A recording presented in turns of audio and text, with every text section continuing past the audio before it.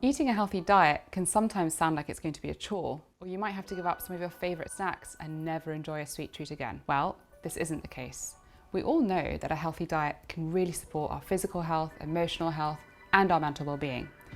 But how do we achieve it? What are the practical steps we can take to actually make our diet healthier? The Mediterranean diet is the gold standard dietary pattern, and we all know that it can improve our health, but this series is all about making it achievable with 5 simple ways to think about what foods to add to your day, which encompasses whole grains, nuts and seeds, legumes, oily fish, and fresh fruit. Today we're making one of the most requested recipes I've ever had.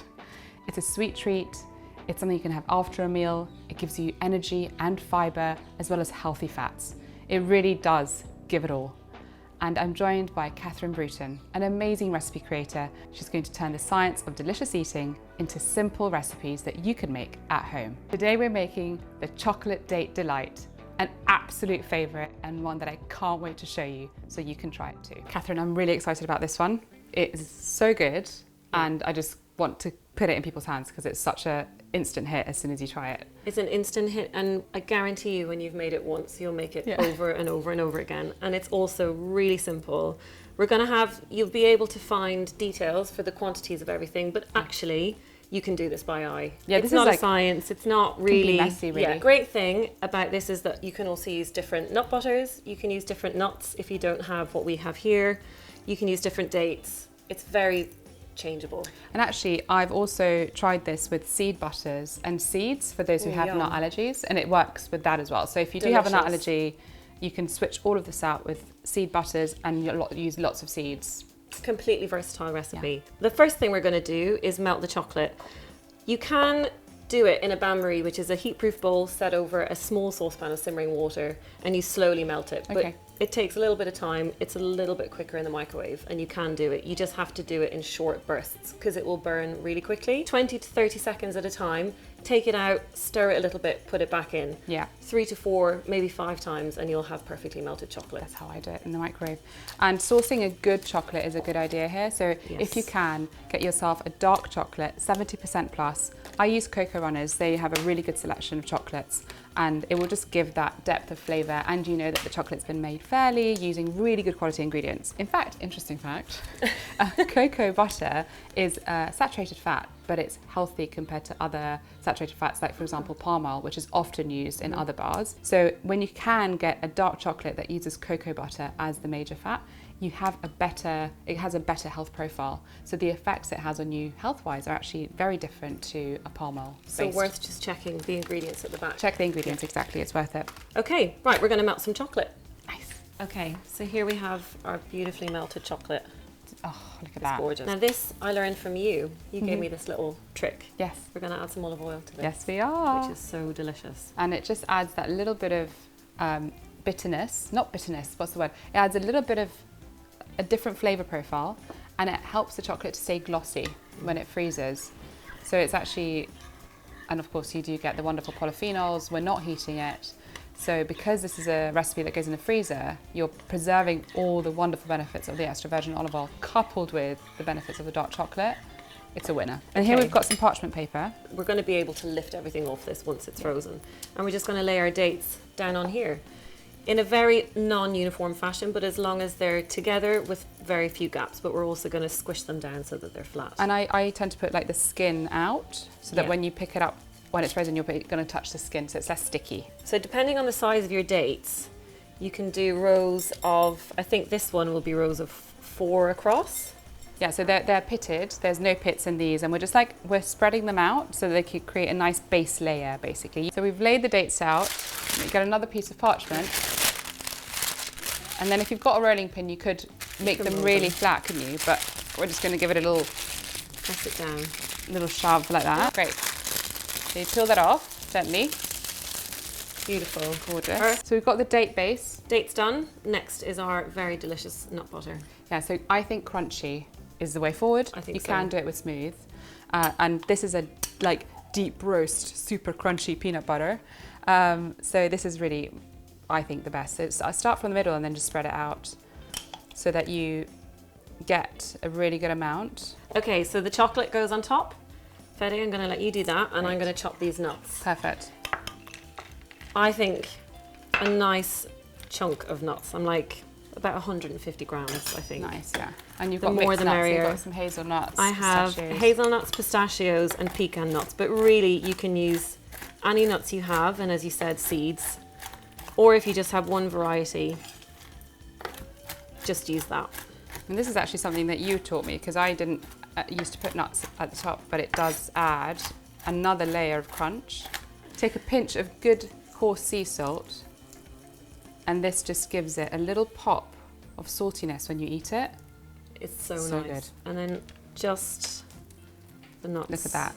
All over the top. And this is such a glorious quite way satisfying. of having your nuts and seeds, dates, which are a high fiber fruit, dried fruit. And people are often quite worried about dried fruit because they're higher in sugar. But dates have this additional flex to them that we've seen that when people eat, so in trials that have followed up people over several years, those who eat dates daily actually have better blood sugar control than those who don't. Wow. So dates, though they're higher in sugar, and it's not about having like an excess of dates every day, but as far as like sweet foods go, dates are actually really good for us. We think it's because of the combination of fibers and the really high polyphenolic content.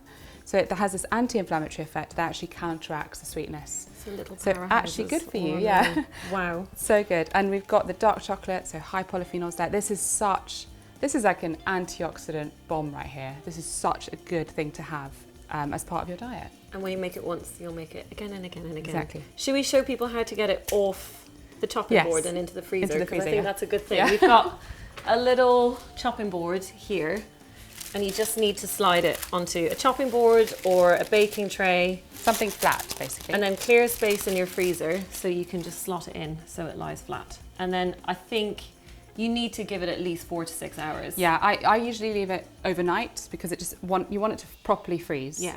But a minimum of 4 to 6 hours Definitely. could work, yeah. Yep. It's actually really important to make sure that you have delicious foods to hand for those moments when you want something sweet or you just want a quick snack. Creating a healthy food environment starts with also making sure you have healthy treats to hand so that when you feel like having something sweet, something a bit indulgent, you actually have a healthy option ready to go. It's so important to do this at home. It's really hard for us to control the food environment outside of our homes.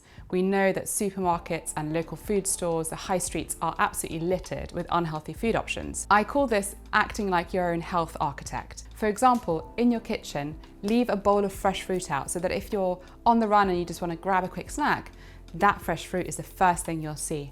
Similarly, leave Kilner jars with mixed seeds, mixed nuts, ready to reach and add to your dishes, or just grab a handful if you need a snack. The reason why leaving the healthiest foods out and easy to reach is so important is because it gives you this eye-level excellence. So when you open your fridge or you open your cupboards, you want the healthiest foods to be the ones that are most visible. So it's not about never having biscuits or sweets in the home. Of course, that's unrealistic and that's not a healthy way to think about food.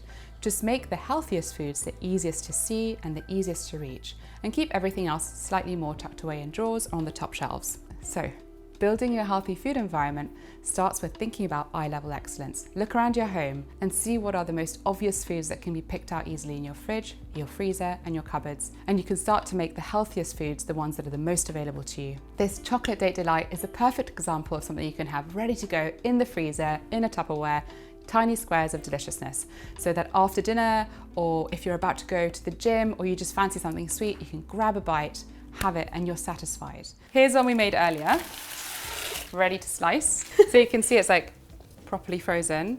We're gonna cut it up into little squares now, and you can hear the crunch when it cuts. So you can see the texture of this is so good. You need a good knife for this. Yeah. Look at that. So like you can see Look at that, so beautiful. the fudginess of the dates, the nut butter. And all the gorgeous nuts on top. Then you can just pop the squares into a Tupperware. Easy to grab little bites. So this is perfect. You can store this easily in the freezer. Taste test. Taste test. Okay, let's go. Cheers. Oh, look at the crunch. It's so good. That is so It hits so good. many spots. You know, and you're really delivering in actual nutrient density with this. It's not just delicious, it's not just enjoyable, it's actually really nourishing. But it's so nice to think that you can have something so delicious and that actually satisfies your sweet tooth. Yeah. That's also so good for you. It's just like, it's a very lovely feeling and it's very delicious. Definitely celebratory.